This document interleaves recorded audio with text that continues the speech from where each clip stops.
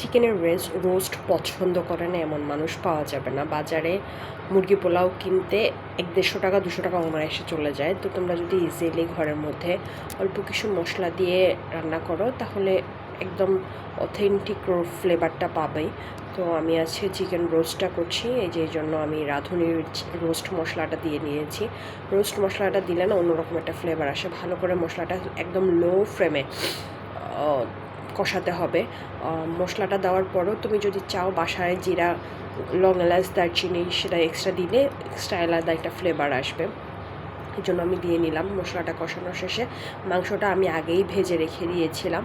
তো মাংসটা এখন আমি আস্তে আস্তে মশলাটা আমি অনেকটা সময় ধরে কষিয়েছি, কাঁচামরিচ দিয়ে দিয়েছি। এগুলা আমার মনে হয় পোলাওর সাথে না রোস্ট ছাড়া একদমই চলে না, মানে রোস্টটা হলে খুবই ভালো লাগে আমার কাছে।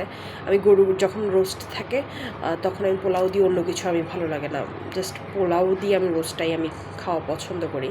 তো আজকেও করে ফেললাম। আমি কালকেই বলেছিলাম আমার ননদ আসবে, বাচ্চাদের ফুপি আসবে, অলরেডি একটা কেক বানিয়েছি, তোমরা সেটা অলরেডি দেখেছো। তো অন্য কিছু আর আমি জানি না শেয়ার করতে পারবো কি না, বাট আমি চিকেনটা ভেবেছি রেকর্ড করি, তোমাদের জন্য একটু শেয়ার করে দিলাম।